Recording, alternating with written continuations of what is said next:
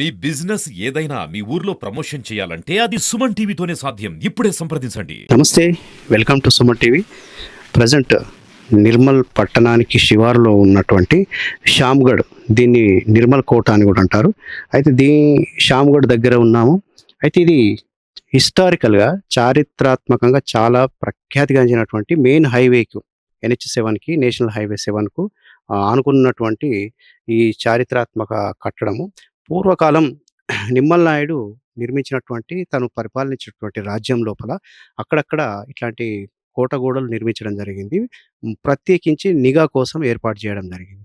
అయితే ఇక్కడ ఈ టూరిజం శాఖ, అంటే పర్యాటక కేంద్రంగా ఉన్నటువంటి ఈ కోటలు ప్రస్తుతము ప్రస్తుతం పర్యాటక కేంద్రానికి అనుకూలంగా ఉన్నప్పటికీ కూడా ఇప్పుడు ప్రస్తుతం అసాంఘిక కార్యక్రమాలకు అడ్డాగా మారింది.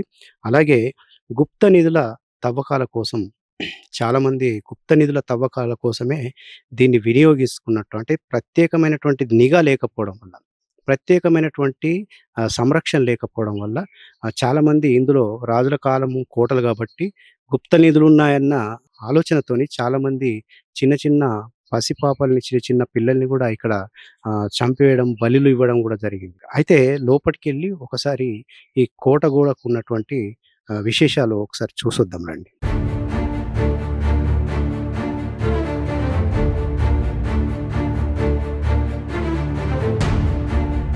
ప్రస్తుతం ఈ కోట లోపలికి వచ్చాము. ఇక్కడ చూసుకున్నట్టయితే చాలా అసలు బీర్ సీసాలు ఇవన్నీ కూడా పగిలిపోయి ఉన్నాయి. మరి ఇక్కడ తాగుబోతులకు, మందుబాబులకు అడ్డాగా మారినటువంటి పరిస్థితి మనకు కనిపిస్తూ ఉన్నది. అలాగే అసాంఘిక కార్యక్రమాలు కూడా జరుగుతున్నట్టు మనకు తెలుస్తుంది. ఇవన్నీ కూడా పిచ్చి మొక్కలు మొలిచి కోట గోడకు ఉన్నటువంటి అందాన్ని మొత్తం తీసేసినట్టుగా కనిపిస్తున్నది. అయితే పర్యాటక రంగము అభివృద్ధి చేస్తున్నామని చెప్పి గత ప్రభుత్వము కోట్లాది పైసలు వెచ్చించింది. అయితే స్థానిక మాజీ మంత్రివర్యులు ఇంద్రకర్ రెడ్డి హయాంలో ఆయన పర్యాటక అటవీ శాఖ మంత్రిగా ఉన్నప్పుడు కొన్ని లక్షలు, కొన్ని కోట్లు కేటాయించి ఇక్కడ అభివృద్ధి చేశామని చెప్పి అంటున్నారు. కానీ ఇంతవరకు ఇక్కడ చేసింది మాత్రం ఏమాత్రం లేదు. ఇక్కడ నిత్యం పర్యాటకులతో కలకల్లాడిస్తున్నటువంటి ఒక చారిత్రాత్మక ప్రదేశము విలవిలపోతున్నది. అయితే ఇక్కడ ఎవరు నిర్మానుష్యంగా మారినటువంటి ప్రదేశం మనకు. అయితే లోపల ఒకసారి పైకి వెళ్ళి పరిస్థితి ఎట్లా ఉందో తెలుసుకుందాం.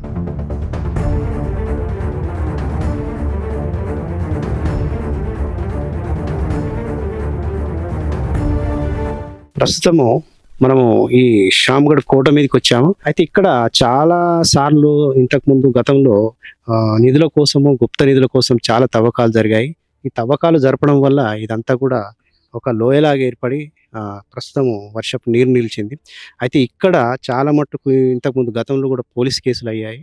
అయితే చిన్న చిన్న పిల్లలను తీసుకొచ్చి బలి ఇచ్చి, అంటే నిధుల కోసం బలి ఇచ్చి, ఆ నిధులు ఏదో గుప్త నిధులు ఉన్నాయి, వాటి కోసం ఆశపడి ఇక్కడ పిల్లల్ని చాలామందిని వాళ్ళు చంపడం జరిగింది.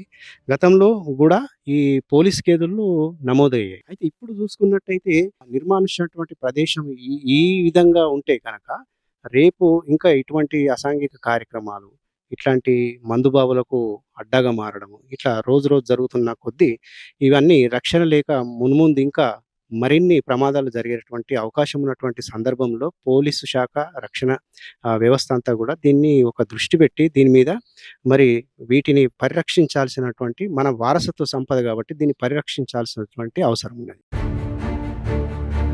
ఆనాడు రాజుల కాలంలో నిర్మించినటువంటి చారిత్రాత్మక కట్టడాలు చాలా సురక్షితంగా, ఎంతో భద్రంగా ఇప్పటికి కూడా చెక్కుచెదరకుండా ఉన్నాయి. మరి వీటిని రక్షించాల్సినటువంటి పర్యాటక శాఖ ఇవాళ నిద్రపోతున్నది. అయితే వీటిని రక్షించాల్సినటువంటి అవసరం ఉన్నది.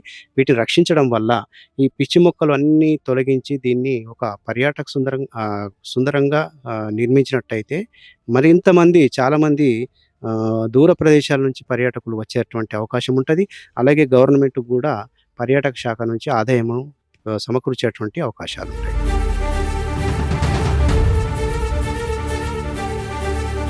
అయితే ఇక్కడ ఎక్కడ పడితే అక్కడ సీసాలు, మళ్ళీ గంజాయికి సంబంధించిన డ్రగ్స్, అలాగే గంజాయి తాగే వాళ్ళు, మందుబాబులు చాలా మందికి ఇక్కడ అడ్డాగా మారినటువంటి పరిస్థితి మనకు కనిపిస్తా ఉంది. అయితే మనకు చూస్తున్నటువంటి నిర్మల్ పట్టణానికి సమీపంలో, అతి సమీపంలో ఉన్నటువంటి ఈ కోటను కనీసము రక్షణ ఇక చూసుకున్నట్టయితే మనకి సీసాలు చాలా విచ్చలవిడిగా మరి పశువులు తిరుగుతా ఉంటాయి. మనుషులు తిరుగుతా ఉంటారు. మరి ప్రమాదకరమైనటువంటి స్థితిలో చాలా సీసాలు పగిలిపోయి ఉన్నాయి. మరి ఇంత దగ్గర పట్టణానికి ఇంత సమీపంలో ఉన్నటువంటి ఈ కోటను పర్యవేక్షణ లేకుండా అయిపోయింది ప్రస్తుతం పరిస్థితులను చూసుకున్నట్టయితే. పోలీసు సంరక్షణ లేదు. పోలీస్ ప్రొటెక్షన్ లేదు. మరి అప్పుడప్పుడు పికెటింగ్ నిర్వహిస్తున్నారా మరి లేదా అన్న విషయం కూడా మనకు తెలియకుండా ఉంది.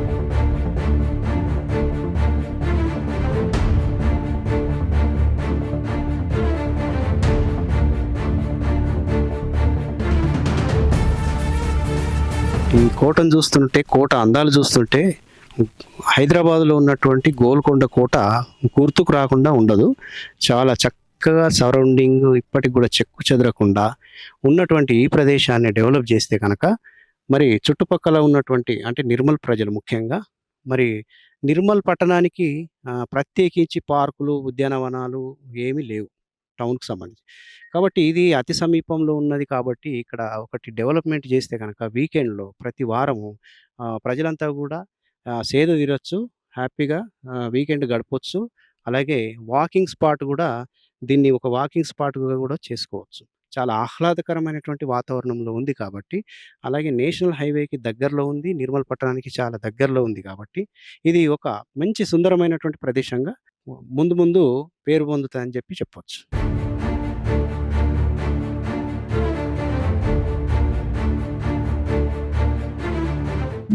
అయితే ఇక్కడ పైపులు గూడా వేసినటువంటి మనకు కొన్ని పైపులు పగిలిపోయినటువంటి పైపులు కనిపిస్తున్నాయి. అలాగే లైట్స్ కనిపిస్తున్నాయి.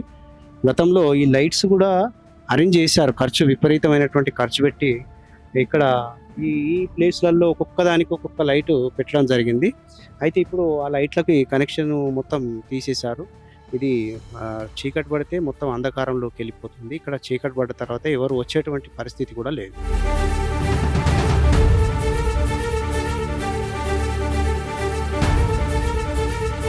తెలంగాణ టూరిజం ఆధ్వర్యంలో ఇక్కడ ఏర్పాటు చేసినటువంటి హరిత రిసార్ట్స్ వాళ్ళు, హరిత రెస్టారెంట్స్ వాళ్ళు ఇక్కడ ప్రతి టూరింగ్ స్పాట్ వద్ద చిన్న చిన్న కాటేజీలు, చిన్న చిన్న హోటల్స్ నిర్మించడం జరిగింది. అయితే ఇప్పుడు ప్రస్తుతం ఇది మొత్తం కూల్చివేశారు. ఇక్కడ ఎవరు అసలు నిలబడేటువంటి పరిస్థితి కూడా లేదు.